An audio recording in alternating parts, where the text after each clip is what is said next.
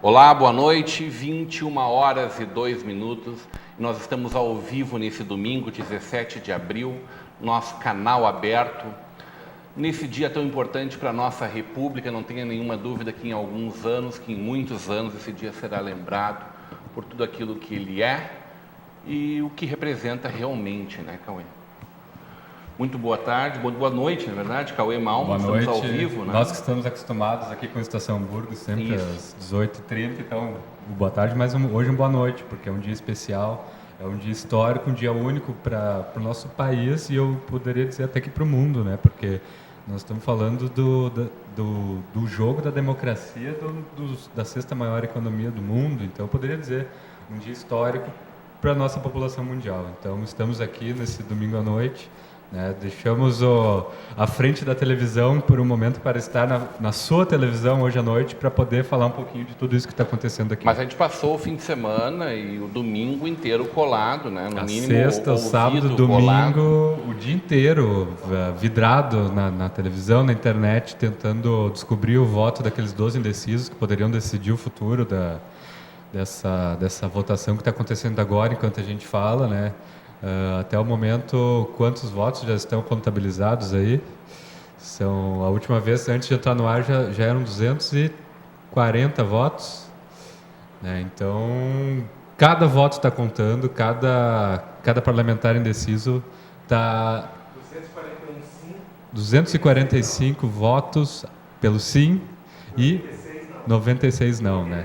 86 não. O presidente Dilma deve ficar abaixo dos 130 votos que a gente previu na última quinta-feira aqui.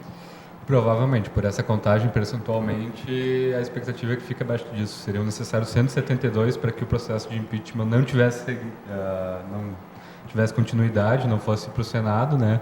Então, provavelmente, já está decretado o futuro E ainda não entraram os votos de Minas Gerais, que ainda é um curral muito forte da oposição. Né? Depois, quando entra no Nordeste, existe a expectativa de que possa crescer um pouco a votação da presidente Dilma. Mas não creio que isso improvável, seja... praticamente impossível que se reverta essa margem. Né? Praticamente impossível. Com 86 votos até agora, mais da metade já votaram, então realmente eu acho que está decretado o andamento do processo de impeachment. E o Brasil a partir de agora, Cauê? Bom, eu acho que ninguém está esperando que a partir da continuidade desse processo o Brasil melhore da água para o vinho do dia para a noite, né? Eu acho que não é amanhã que a corrupção vai acabar, né? Eu acho que, particularmente, essa é a minha opinião, eu deixo isso bem claro, apesar de ser jornalista, né? Muitas vezes a gente não pode ter opinião, mas aqui eu sou um convidado com opinião. Então, eu acredito que nós colocando Temer e Cunha, né, nós estamos optando por duas pessoas investigadas em detrimento a alguém que sequer é investigado. Então, eu não vejo melhoria a curto prazo. Fernando Marco, muito boa noite. Muito boa noite, senhor Rodrigo Steffen. Como é que tu está recebendo esse andamento dessa votação do dia de hoje? Eu estou apavorado. Estou apavorado com o circo de horrores que se estabeleceu, que a gente pôde presenciar hoje na Câmara dos Deputados, né? E também, às vezes a gente não tem muita ideia, porque eventualmente um ou outro vai lá e assiste a TV Câmara, né, assiste os pronunciamentos lá dos deputados, né, do Brasil inteiro. Agora, o circo de horrores que se estabeleceu, lembrando muito a TFP, a Tradição, Família e Propriedade, lembrando a Marcha com Deus pela Família de 64, lembrando o crescimento da direita, que tu sabe que quando a direita cresce tem um perigo maior ainda, que é a extrema-direita, né? que vem ali encostada. Né? Então, assim, muito apavorante que todos esses avanços, todas as conquistas sociais, todas as conquistas que a gente teve de liberdade, parece que estão em xeque. Né? Deputado falando da questão do Estatuto do Desarmamento, por exemplo, né? E aí cada um tem a sua opinião, enfim, isso aí não, né? Mas para mim, que me identifico com a esquerda, eu fiquei assustado, sabe? Porque há uma... E aí tu vê uma figura que nem o Eduardo Cunha, que é a figura mais abjeta, mais nojenta, mais asquerosa da política, que representa tudo que existe de pior, de clientelismo, mancomunado com a bancada evangélica, que é uma vergonha. E quando eu falo bancada evangélica, a gente tira de fora Benedita da Silva, tira de fora os evangélicos que são fiéis à palavra de Deus, né? Mas essa corja, essa coisa nojenta que se estabeleceu na Câmara e que, infelizmente... E aí a gente tem que fazer né, a gente tem que, essa é a realidade, essa é a cara do Brasil atual, que o Brasil me parece que guinou para um bundamolismo, sabe, por uma coisa que é diferente daquilo que a gente viveu, de todo aquele sonho que a gente viveu de liberdade de expressão, das liberdades individuais, da questão da dignidade humana. Parece que isso tudo está sendo passado ao largo a partir dos pronunciamentos dos deputados, tá? Então aquilo ali me assustou muito um partido que se diz socialista, como o PSB, ter o posicionamento que teve, o PPS também. E as raras exceções. O PPS, que no artigo 2º ele se identifica até como um partido marxista, né? Dá esse golpe, o artigo 2º do estatuto deles, lá do PPS, dá esse golpe na democracia. Então, é uma vergonha muito grande, sabe? Tem muita eu me sinto gente, muito envergonhado.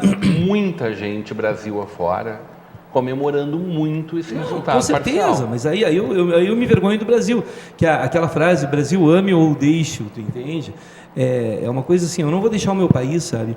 Mas se as pessoas que representam o meu país são Eduardo Cunha, Jair Bolsonaro, Marco Feliciano, essa corja nojenta, eu tô fora, sabe? Eu não vou sair do país, entendeu? Eu vou lutar contra isso, né? Mas não foram poucos os deputados que disseram sim e que disseram não a Temer, e sim, não a Cunha também. Não, Cunha, assim, né? não foram poucos, né? Não foram poucos, não, com certeza.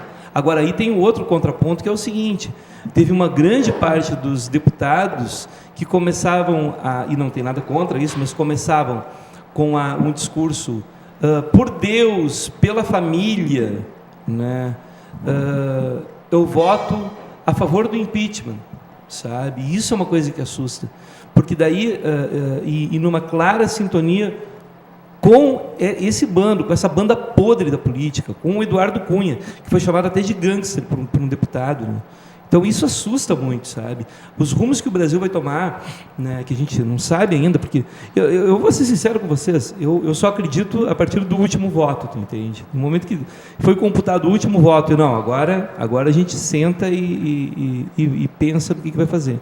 Eu fui candidato a vereador em 2012, por breves momentos eu estava entre os 10 mais votados, porque estava sendo computados os votos aqui do Ouro Branco, aqui do centro, eu estava entre os 10 mais votados, né, em 2008, quando eu fui candidato, entende? Então, aí o pessoal, uma alegria, aquela coisa toda, não, mas calma, tem o voto da periferia, hoje, calma, tem o voto da Bahia ainda tem os votos ainda que vão... Mas também tem o voto de Minas Gerais, que é um voto predominante. Pois é, ali é um problema sério, né? Mas enfim. Muito bem.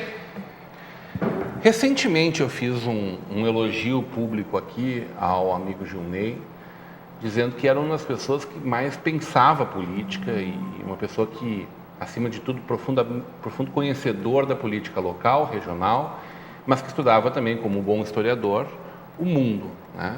E hoje nós recebemos aqui nessa bancada uma das pessoas que eu admiro por demais, Gilney, está no patamar ali, ó, que é o Dr. Ricardo Giuliani, cidadão porto-alegrense, morador de Porto Alegre, que aceitou o convite para estar aqui trazendo a sua visão desse universo, do dia de hoje e do futuro do nosso país a partir do que está acontecendo hoje. Grande prazer te receber nessa bancada, Ricardo. Seja muito bem-vindo e sinta-se em casa, né? Não. Primeiro, muito obrigado pelo convite, né? Fico muito honrado de estar aqui. O momento, ele é um momento constrangedor, né? Por tudo que vimos, né? Quando a gente vê o Bolsonaro falar sobre fazer uma homenagem ao Ustra, né? Que foi o maior torturador deste país, que é uma pessoa abominada pela direita séria. A declaração de voto do Bolsonaro foi fazendo uma homenagem ao coronel Ustra. E por aí afora, né? neguinho que votou a favor do Nordeste, do Oeste do Pará. Mas tivemos votos sóbrios, né? A favor do impeachment, tipo Tiririca. Senhor presidente, sim. Paulo Maluf, senhor presidente, sim. O momento ele é rigorosamente constrangedor. Ele expressa um parlamento absolutamente abastardado, desqualificado e dessintonizado com o país. Isso é um problema político enorme. Porque o mundo da política, eu, por exemplo, assim, eu nunca ataquei os coxinhas por irem para a rua, eles têm o direito de ir para a rua.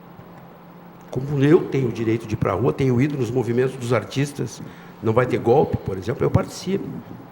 Quem quer o impeachment tem o direito de ir para a rua e se expressar democraticamente. Nós não somos melhores do que ninguém e as ruas não são só nossas. Sempre defendi que aqueles que são contra o impeachment não deveriam ir para a rua de vermelho, mas sim também de verde e amarelo, que é a bandeira, né, de todos os brasileiros e a cor de todos os brasileiros. Mas existem erros políticos na condução de parte a parte. Tu é um grande crítico do governo Dilma. Não, eu não sou um grande crítico. Eu votei na Dilma. Do governo Lula também. Não, eu votei na Dilma, eu fiz campanha para os dois governos Lula. Entendo que o governo Lula é um governo absolutamente exitoso, tanto que, quando se sai com 85% de aprovação, não tem a menor dúvida que mais da metade daquilo são as pessoas que estão aí na rua hoje, fazendo campanha pelo impeachment em vista da crise econômica. Né? Votei no governo Dilma e, se tivesse eleição amanhã, votaria de novo. Se nós tivéssemos do outro lado Aécio Neves, se tivéssemos Armínio Fraga, se tivéssemos essa corja que está aí hoje tentando refazer a eleição. Perderam as eleições. Eu votei no Sartori, por exemplo, aqui no Estado. Acho que está fazendo um governo desastroso, mas não é porque ele está fazendo um governo desastroso que eu vou buscar o impeachment do Sartori.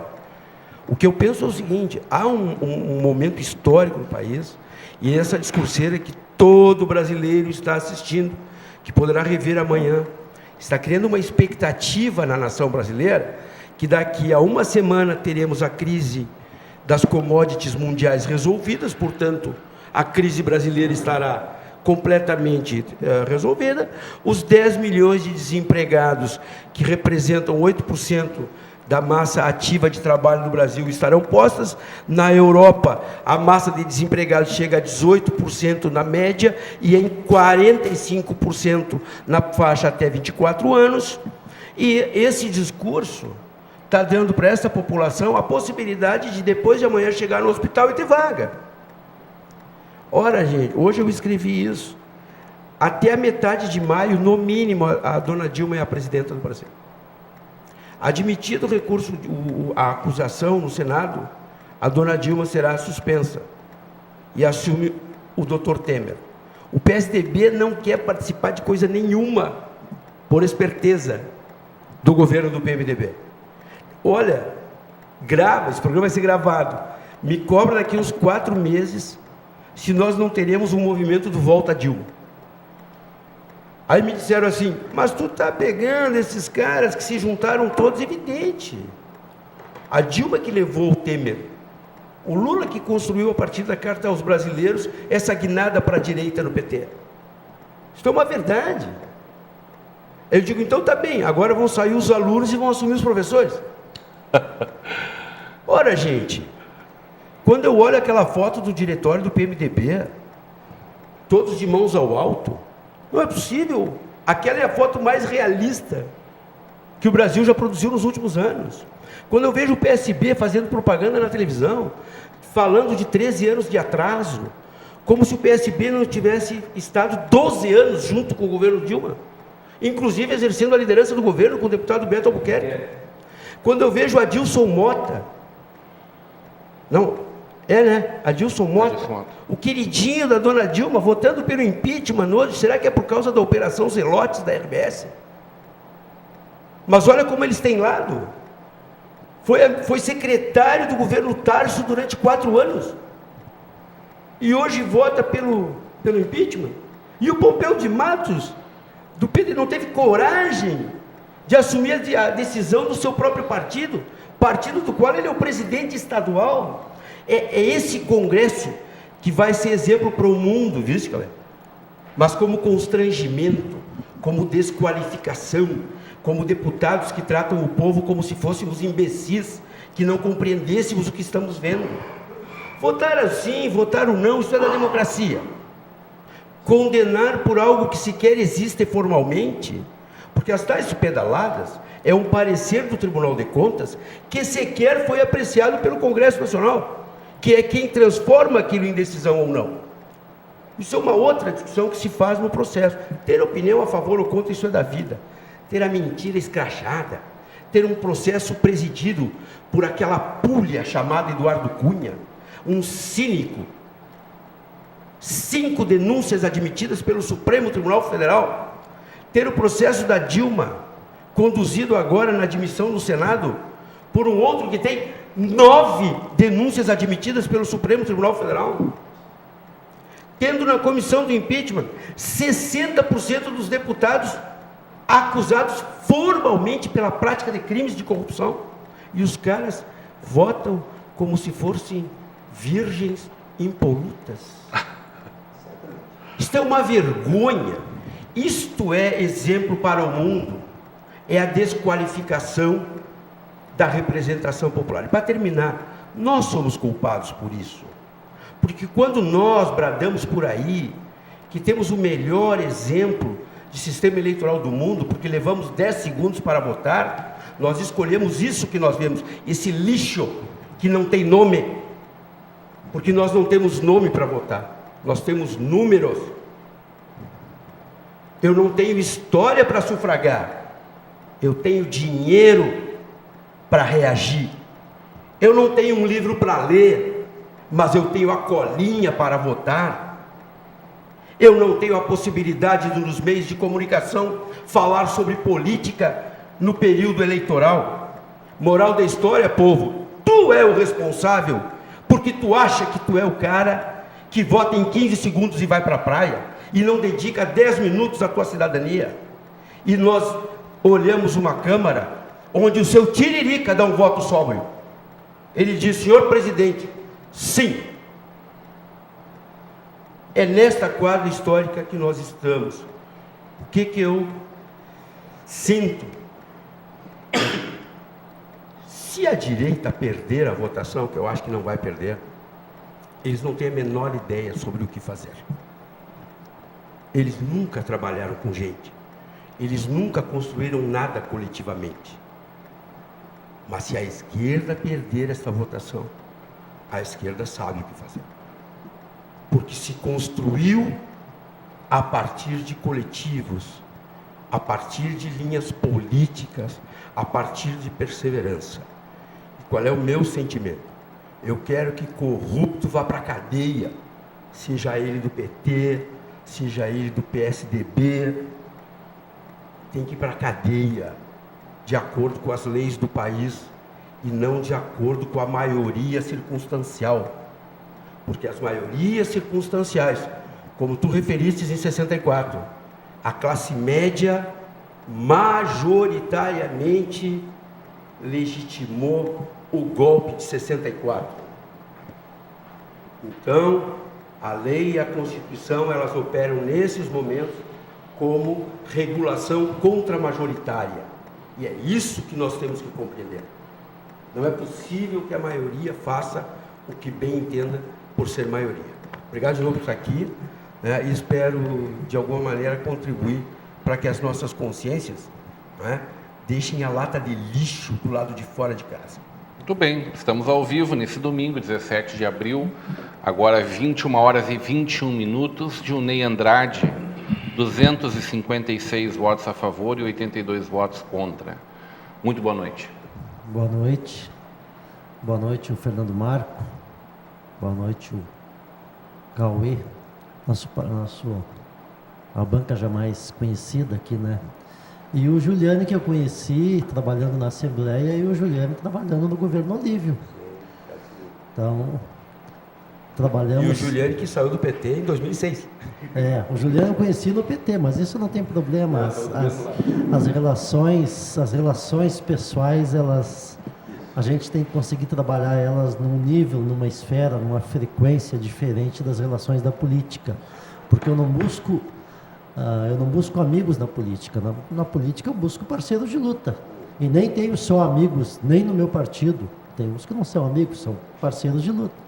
E posso ter amigos, isso eu digo porque eu acompanho aqui, eu faço aqui já 7 anos uma função meio parecida com a tua. Eu acompanho a Câmara de Vereadores aqui. Então eu digo, bom, alguns até são meus amigos, mas para parceiros de política não vou servir nunca. E outros são parceiros de política, mas eu não convido para tomar um vinho lá em casa. Então é mais ou menos assim que funciona. Eu cheguei a pouco... Eu já te convidei para tomar vinho lá em casa, tu já foi. Me levou um vinho, inclusive. Então. Tu é um dos raros que eu consigo aliar a relação de amizade com a relação política, mas são poucos.